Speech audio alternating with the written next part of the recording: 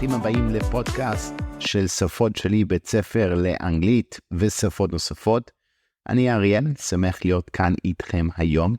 יש לנו פרק מרתק היום, אנחנו בעצם נדבר על אוצר מילים מתקדם של החיי יום-יום, Advanced Daily Vocabulary.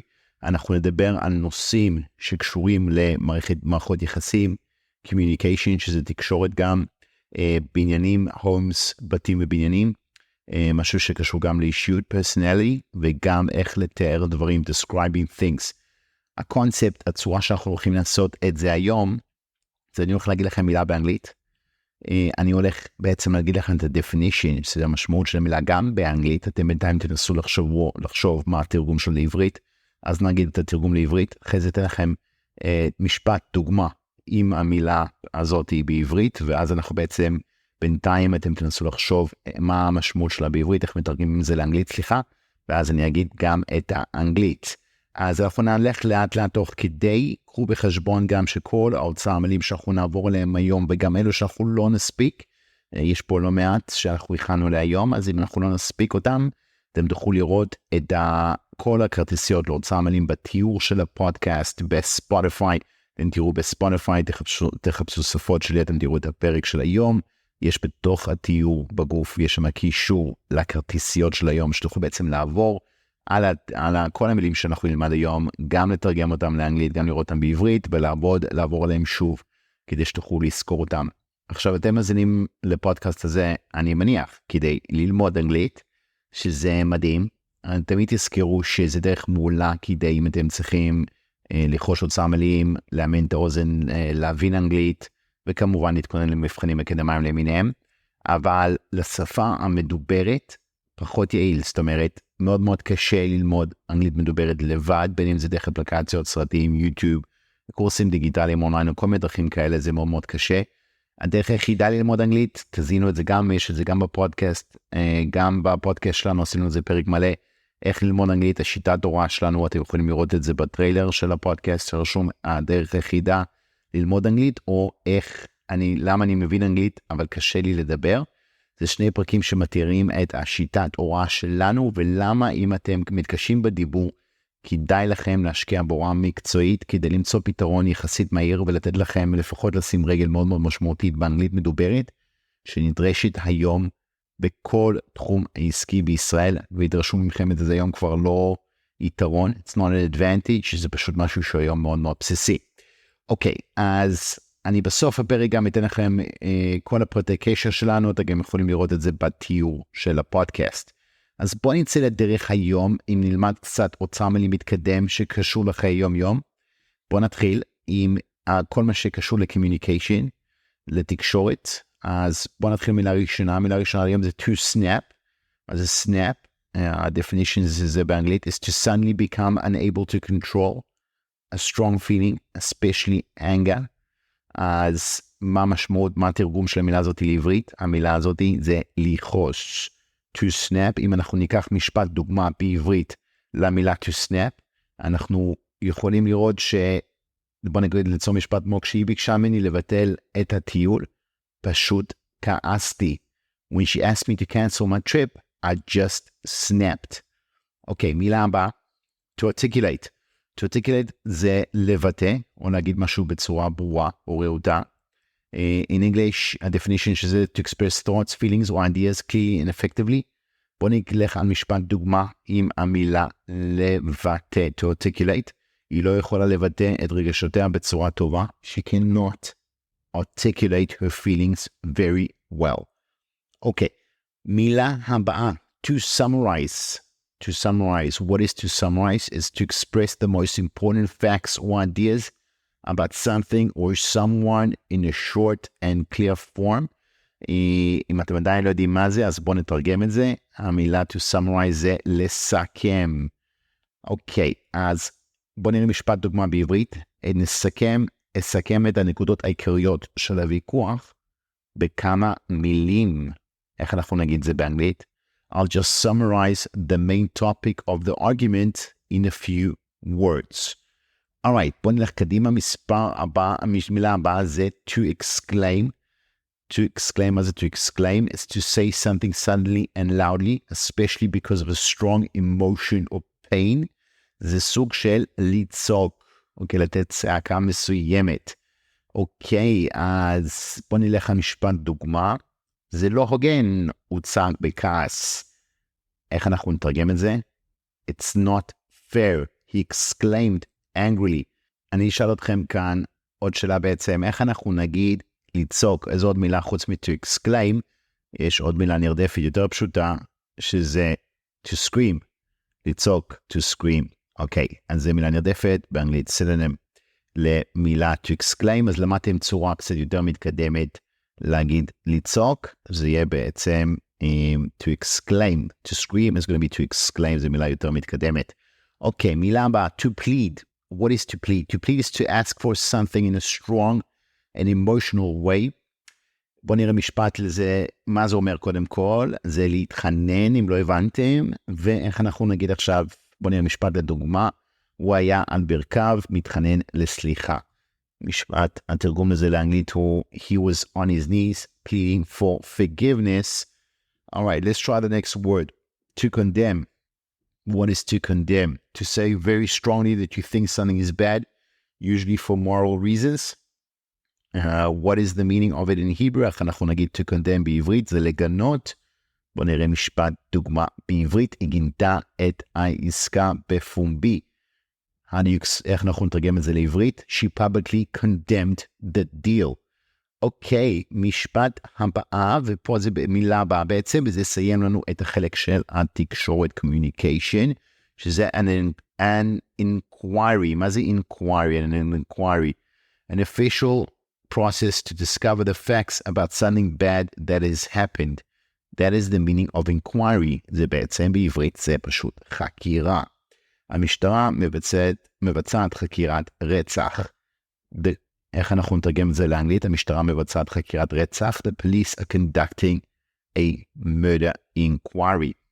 Alright, זה מסיים את החלק שלנו ל-communication, לתקשורת. בוא נעבור למערכות יחסים. מילה הראשונה שלנו היום, a broken home. מה זה באנגלית? What does it mean? Actually, a broken home, a family in which the parents do not now live together. מה זה אומר בעברית? התרגום הרלטרלי פה זה בית שבור, זה בעצם משפחה שההורים גרושים, לא חיים ביחד. אוקיי, בואו נראה משפט לדוגמה בעברית. אחרי שנים שהיא חיה בבית שבור מלא בקונפליקטים ובמומה רגשית, היא סוף סוף החליטה לעזוב ולהתחיל חיים חדשים. After years of living in a broken home filled with conflict and emotional turmoil, she finally decided to leave and start a new life. Okay, מילה הבאה, to click. What is to click? The meaning of to click is to like and understand someone, especially the first time you meet. מה המשמעות של to click? הפירוש של to click בעברית זה להתחבר. בוא נראה משפט בעברית. לא ממש התחברתי עם הבוס החדש שלי. I didn't really click with my new boss. זה מילה מאוד מאוד משמשת באנגלית יומיומי, click. Alright, זה חיבור. אוקיי, מילה הבאה, rocky, כשזה קשור למערכות יחסים, מה זה rocky? It's a difficult and not certain to continue or to be successful. So, בעברית המשמעות של זה בעצם rocky זה סוער. הנישואים שלהם התחילו להיות קצת סוערים. The marriage was starting to get a bit rocky. אוקיי, מילה הבאה, to part. To part זה, if two people part, or if one person parts from another, they leave each other. So, הפירוש הזה זה, to part זה להיפרד. אוקיי, הוא נפרד לאחרונה מאשתו, he was recently parted from his wife. Alright, next sentence, to cut ties with someone. מה זה אומר to cut ties with someone? זה בעצם to abruptly and permanently end a relationship with someone. מה המשמעות של זה בעברית? איך אומרים to cut ties with someone? זה לנתק קשר. אוקיי, so בוא נראה, הוא ניתק קשרים עם רוב חבריו. איך אנחנו נגיד את המשפט הזה בעברית? He has cut ties with most of his friends. אז cutting ties זה לנתק קשר, מילה חדשה שקשור למערכות יחסים. מילה הבאה של מערכות יחסים, a spouse. מה זה a spouse? a formal way to refer to a husband or a wife. בעברית זה כמובן בן או בת זוג. איך אנחנו נגיע? בוא נראה משפט לדוגמה. אלמנה אישה שבן זוגה נפטר. A widow is a woman whose spouse has died. מילה הבאה, to bond. To bond זה to develop a strong relationship with someone. ליצור קשר חזק עם מישהו. בוא נראה את המשפט לדוגמה בעברית, ואז התרגום. הם לא הצליחו ליצור קשר עם השכנים שלהם. They failed to bond with their neighbors. Okay, next word, sibling. What is a sibling? So sibling is a brother or a sister. זה אח או אחות. כמובן זה sibling בעברית, התרגום לסיבלינג. יש לי 3 אחים, אח אחד ושתי אחיות. I have 3 siblings, 1 brother and 2 sisters. Okay, unmarried. מה זה unmarried? So the definition of unmarried is not married. The un is instead of the no. So unmarried is not married, and the meaning of not married is רווק.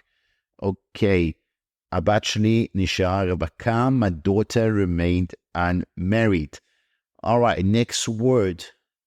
To be on good terms or bad terms with someone. Okay, this is, and we can say it both ways, to be on good terms or bad terms with someone. What is the meaning of that in English? To have a good or bad relationship with someone. זה הפירוש הזה בעברית, to be on good terms or bad terms with someone, זה להיות ביחסים טובים או רעים.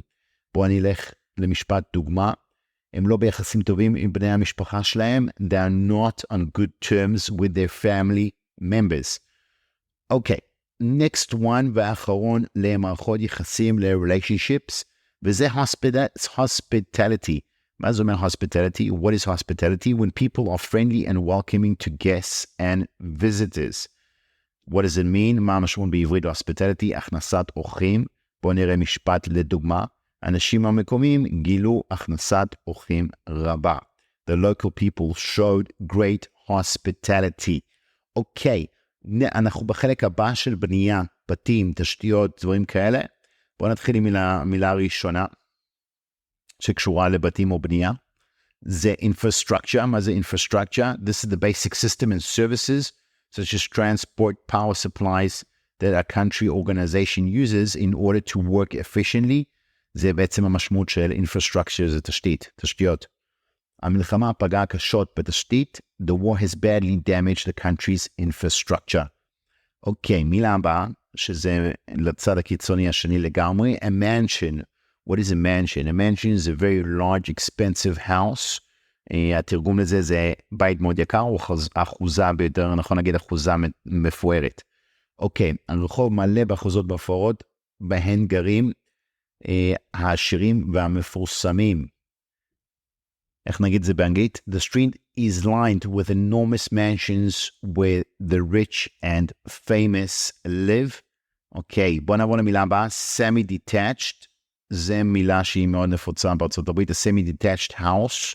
מה זה אומר a semi-detached house? The meaning of a semi-detached house is a house that has one wall that is joined to another house. זה בית דו-משפחתי בעברית, אז זה התרגום של semi-detached. אנחנו גרים בבית דו-משפחתי, we live in a semi-detached house. אוקיי, מילה הבאה, warehouse. מה זה warehouse? Warehouse is a large building for storing goods that are going to be sold. That is the definition of warehouse. מה זה אומר בעברית? warehouse זה מחסן. בואו נראה את המשפט בעברית כדוגמה. יש לנו כמה אלפי ספרים במחסן שלנו.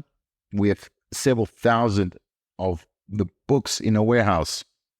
עוברים הלאה למילה הבאה, a landmark. What is a landmark? A building that you can easily recognize, especially one that helps you to know where you are.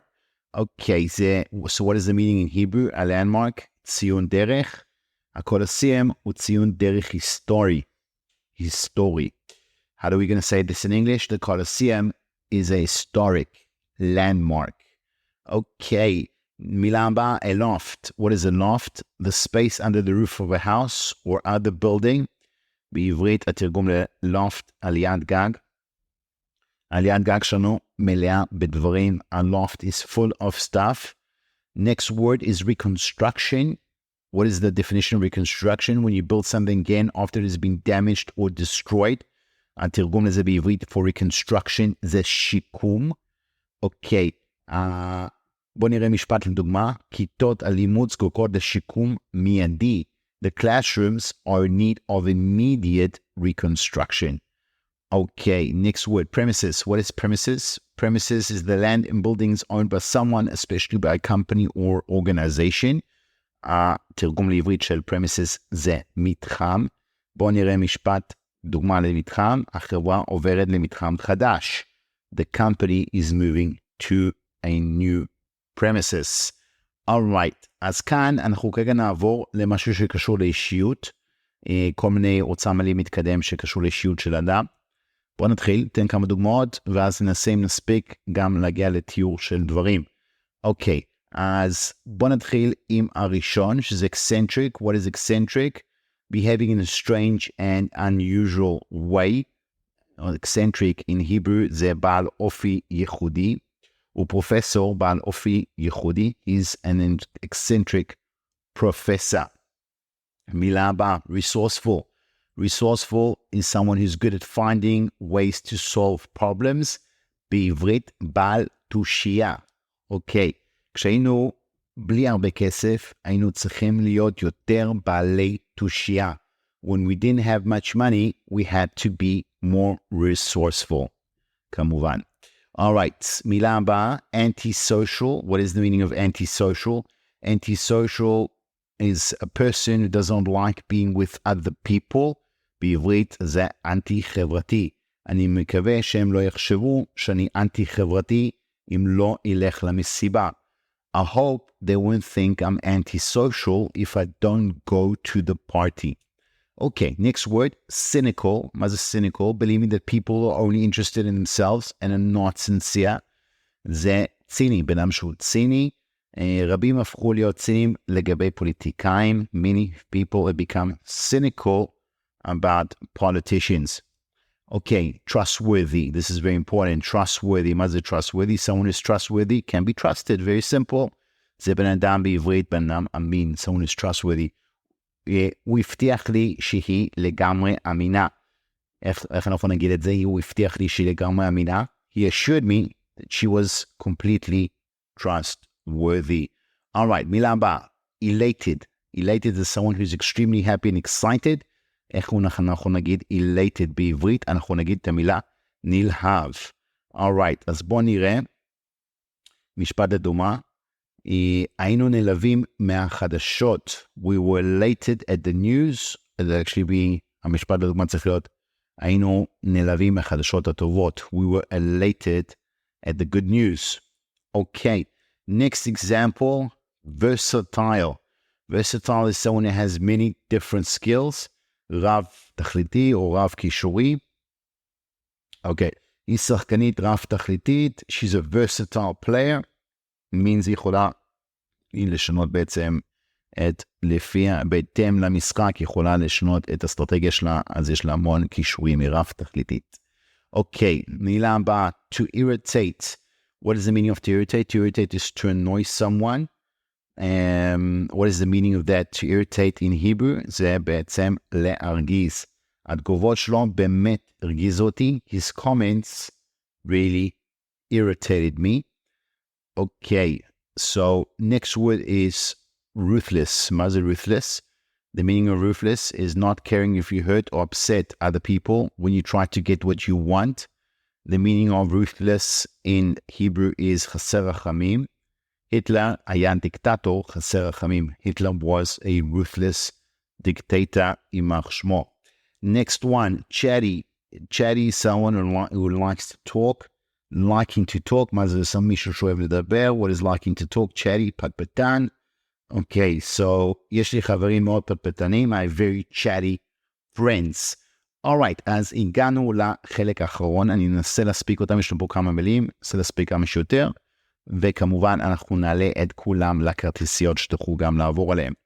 אוקיי, מילה הבאה זה shabby. Shabby, what is the meaning of shabby? Looking untidy and in bad condition. זה משהו מוזנח, shabby. אוקיי? בוא נראה את המשפט לדוגמה. הם גרו בדירה מוזנחת. They lived in a shabby apartment. Next word, luxurious. What is luxurious? Something that's very comfortable and expensive. משהו מפואר. הם לנו במלון מפואר. The stayed in a luxurious hotel. Next word, defective. Defective definition is not in good condition or not working properly. משהו שהוא בעצם פגום בעברית. אם המוצרים פגומים, אתה צריך לקבל החזר כספי מלא. If the goods are defective, you should get a full refund. Monotonous. מילה הבאה. What is the definition of monotonous? If something is monotonous, it is boring because it stays the same.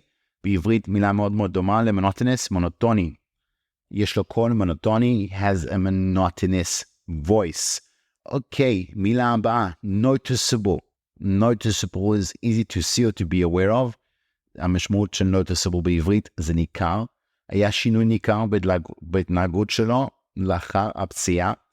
His behavior, there was a noticeable difference in his behavior after the injury.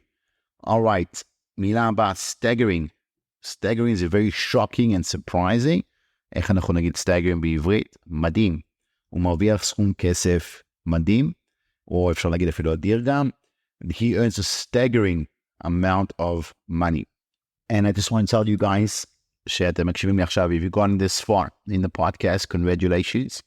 That is absolutely staggering. זה מדהים.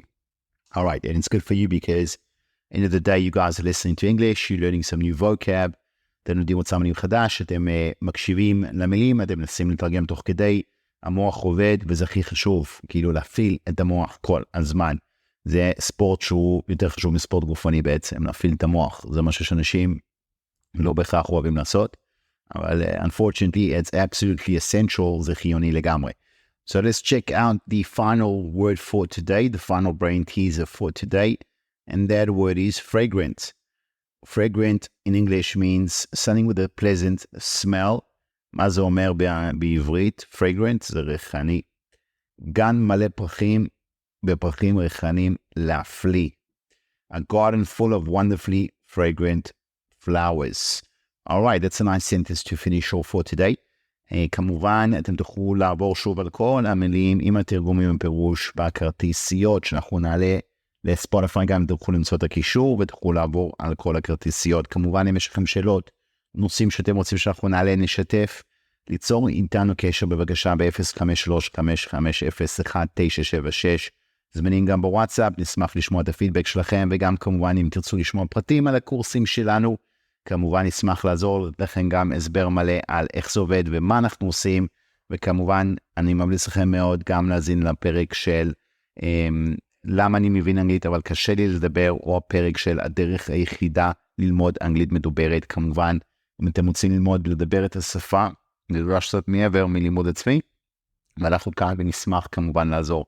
אז שמי אריאל, תודה שהזנתם לי היום, שיהיה לכם שבוע מוצלח, with lots of English, keep learning, keep growing, and always stay positive and be grateful. I mean, we're going through tough times, but the future will be bright, and you always have to keep working on yourself. תמשיכו להשתפר, תמשיכו ללמוד, אל תוותרו על החלום שלכם ללמוד אנגלית. Don't let anybody stop you ever. And I will see you guys again next week. Have an amazing week, and bye-bye.